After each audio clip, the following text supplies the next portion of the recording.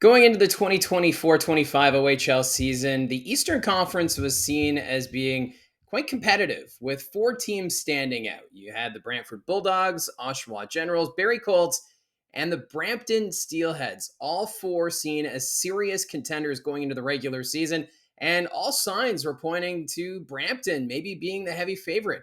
Acquiring Carson Rakoff from the Kitchener Rangers before the start of the season, committing to Jack Ivankovic in net by sending Ryerson Leanders away to the Brantford Bulldogs. And this team off to an amazing start. They had the hottest line in the OHL with Rakoff, Angus MacDonnell, and Porter Martone. And then the injuries came, and this team struggled at points during the regular season, couldn't string wins together. It was a pretty disappointing first half of the season, but once they started to get healthy with MacDonnell coming back, the team started to string some wins together. They still had injuries to a player like Vilmer Ulrichsen, who they acquired from the Guelph Storm, but this team looked like they were on the right foot going into the postseason until they ran into the Oshawa Generals, who are another favorite in the Eastern Conference. So for Brampton, yes, I think you could put this down as maybe a disappointing season despite all the expectations and the hype, especially too when the team relocated up the road from Mississauga to Brampton. You wanted to have that first start, that first impression in the new community, and it kind of fell flat. Let's look back at the season of the Brampton Steelheads and where this team may go, as there might be some trouble on the horizon. But we'll get to that after we look at the record. They finished with a record of 36-22-10, good for 82 points. And as I mentioned, they played Oshawa in the first round of the OHL playoffs. They were the road team as they finished fifth in the conference standings and ended up getting knocked out by the Generals in 6 games. So not the way the season was expected to go. And then when you look at previous records, they had 84 points in 23-24, which is 2 points better than this season. And last year, when they were the Mississauga Steelheads, they were seen as coming ahead of schedule. Nobody thought they would be competing for top spot in the Central Division. Obviously, they fell out of top spot in the final stages of the regular season, but still, that's where the hype, I think, really started to pick up. In 2022-23, they had 68 points. So you see that that was a season where they rebuilt. They traded away players like Del Bel Beluz and Del Mastro and picked up MacDonnell and Martone from the Sarnia Sting. And that was a sign of this team changing a new direction and really focusing on this core after they had 82 points in 2021-2022. So the Steelheads organization, very consistent outside of the 23 season where they dropped in the points, but also a string of first-round exits. So they were knocked out in the first round this year by Oshawa. Last season, a first-round upset against the Sudbury Wolves. In 2023's playoffs, they were knocked out in the first round by the North Bay Battalion. And in 2022, they ended up losing in the second round to the Hamilton Bulldogs. So it's been a while since this franchise has had a deep playoff run. You have to go back to 2017 when they went to the OHL final and ended up losing to the Erie Otters. Now, the top scorers last year, this was a veteran-laden roster. And, of course, Porter Martone, a highly regarded NHL draft prospect going into this June's draft. He entered the year 34 goals, 61 assists, 98 points, almost 100 points in his draft year. He's expected to go top 3 at least in the draft coming up in June. Following him was Carson Rakoff, who they acquired from Kitchener. 42 goals, 44 assists, 86 points. But you'll remember, Carson Rakoff, he had over 50 goals when he played for Kitchener the year prior. Third in scoring, Luke Misa, 34 goals, 51 assists, 85 points. Finn Harding, fourth in scoring. He had 7 goals, 50 assists, 57 points. More of a stay-at-home defenseman, but great on that breakout pass. Fifth in scoring was Angus MacDonnell, 27 goals, 27 assists, 54 points. If he could have been healthy for the whole season, he would have been right up there with Martone and Rakoff near the top of the scoring race with this Brampton Steelheads team. And then sixth in scoring, Jack Van Volsen, 17 goals, 22 assists, 39 points. Adam Zidlicki, seventh in scoring, 20 goals, 16 assists, 36 points. Gabriel Charrot, eighth with 21 goals, 14 assists, 35 points. Vilmer Ulrichsen, who they acquired at the OHL trade deadline from Guelph, finished the year with 15 goals, 20 assists, 35 points. And remember, he missed the postseason and most of the second half due to injury, which was a tough loss as Ulrichsen brought that size and skill, but just not able to get that experience to carry over into the playoffs due to injury. And then rounding out the top 10 in scoring, Lucas Carmiris, 13 goals, 22 assists, 35 points. Now, the future is, I think, bright for Brampton. They did get 2 first-round draft picks in the 2024 OHL priority selection. Remember, they traded Adam Valentini, his playing rights, to the Kitchener Rangers, and because of that, they got a compulsory pick, and that was the 15th selection. So they selected 14th and 15th.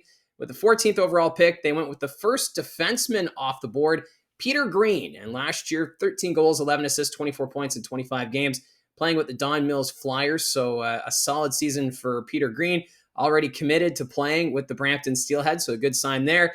And then with the 15th overall selection, they went with Keaton Arda, 24 goals, 21 assists, 45 points in 28 games. He's got the size. He's 6 foot already, and he played last year with the Toronto Junior Canadiens. So this is a team, James Richmond loves to go for the size and skilled players, and we saw that with the first round pick there with Arda.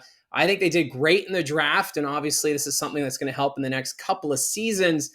But going into next season is where I think we can start to see some signs of trouble when it comes to the Brampton Steelheads. They have plenty of 2005 born players on their roster. They have 9 in total. Starting off with Carson Rakoff, although he's a Seattle Kraken prospect and signed, so he's not coming back for an overage season. Angus McDonnell, Dallas Stars prospect, also signed. Highly unlikely he comes back to the OHL next season for an OA season. Mason Zabeski, I think he's a good candidate for potentially being an overager for the Brampton Steelheads next year. Vilmer Ulrichsen, he's a Vancouver Canucks prospect, also signed. He's unlikely to come back next year. Also, if he does come back, he would take one of those import spots as well. So I don't expect Ulrichsen to come back either. Luke Misa, he's a Calgary Flames prospect, but he's committed to Penn State. So he will not be returning for an OA season as he's decided to go off onto the NCAA route. So then you have Adam Zidlicki as your final forward, who's a 2005 born player. He could come back as an OA. Then on defense, Alexander Steven, he's a Brampton native. He only played a handful of games last season. He could be an overager next year for the Steelheads team. There's also Finn Harding. He's a Pittsburgh Penguins prospect, signed, so very unlikely he comes back. And then you have Graham McCauley, only played a handful of games last year.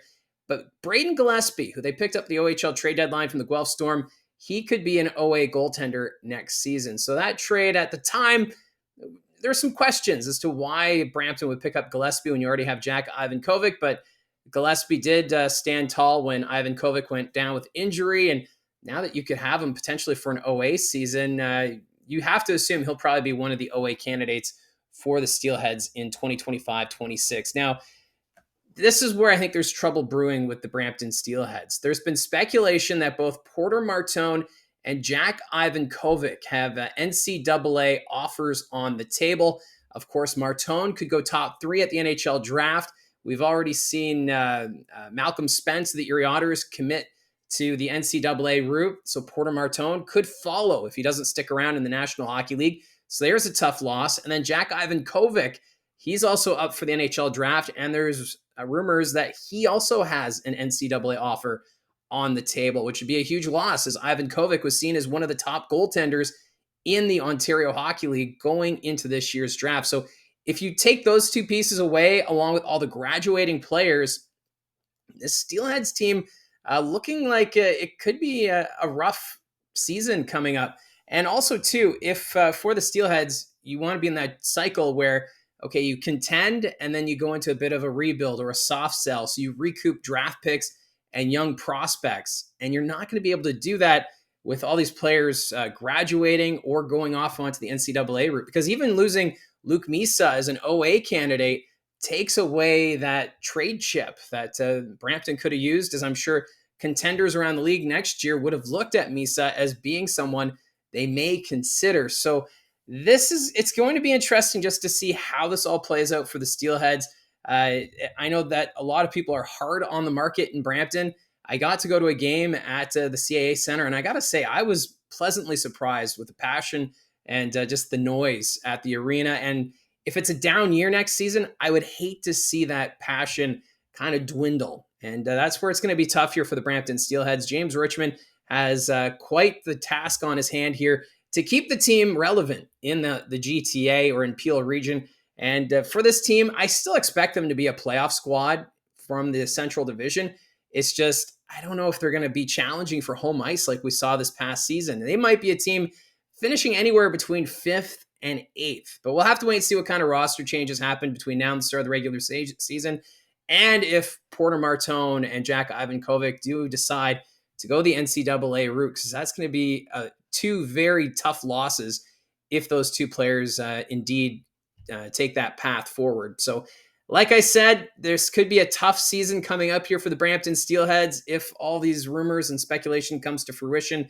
But we'll have to wait and see. That's why we play the games out on the ice.